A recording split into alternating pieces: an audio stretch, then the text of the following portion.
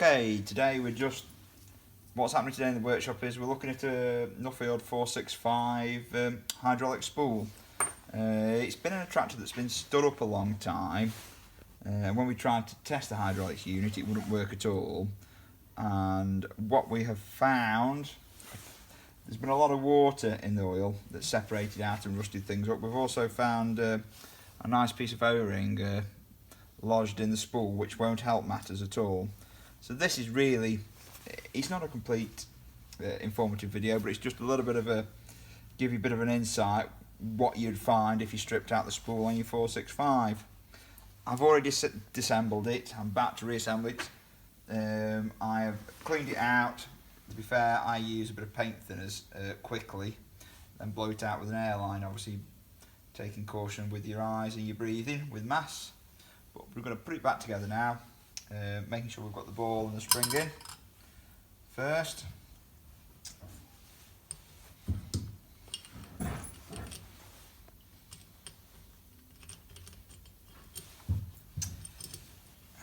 The bolt there wants to be put in at the same time because it's awkward to locate after.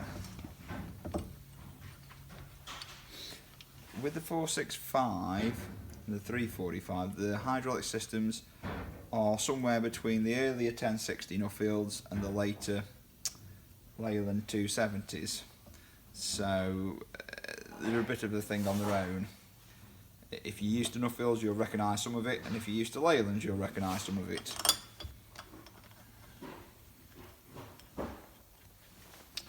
Obviously, the O-rings between the two faces I've checked.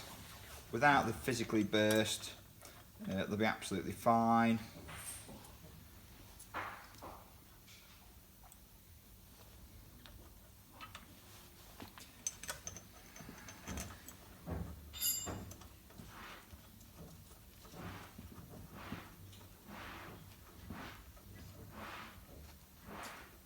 Always with the hydraulics on these tractors, if they play up, strip it right down, but strip everything out, all the spools and everything.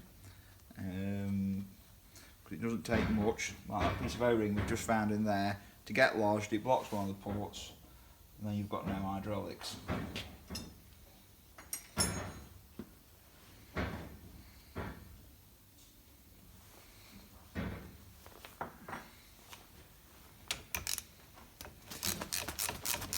It's a 9/16 UNF socket to tighten the bolts back up.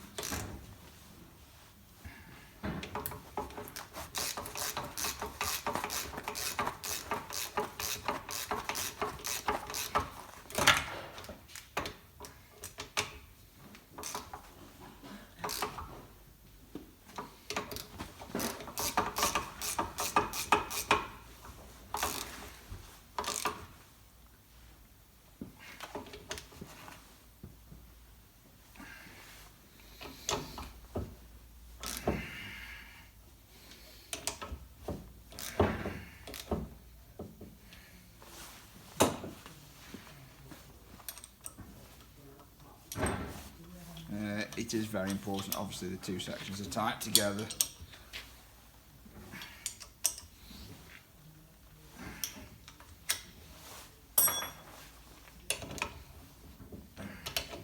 Equally, you don't want to strip the threads. There we go. Right, that's that done and dusted. Next thing in with the hydraulic piston.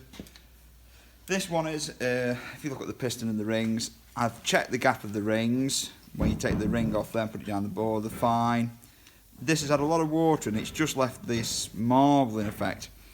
It's not actually pitted it, it's just left a nasty pattern. It'll be absolutely fine. One thing to check, if you are struggling with lift, is that when you flick the piston ring off, put it down the bore, that you haven't, when the piston ring closes, that you haven't got a big gap. Otherwise you lose hydraulic pressure. If you've got a big gap and it's out of tolerance, change the piston rings. In this case, this tractor stood more than it's run, so it's not got that problem.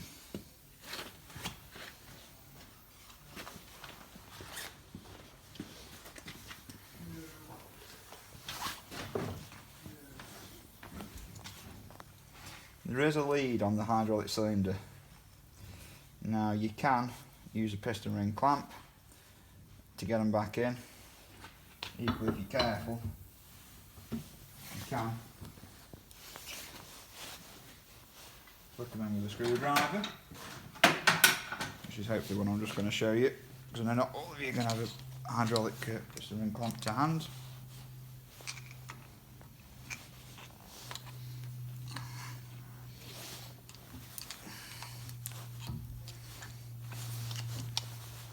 See, like that. So like I say, it's if you've got a piston ring clamp, great. If you haven't, don't worry about it. Just remember, don't get the gaps all in line.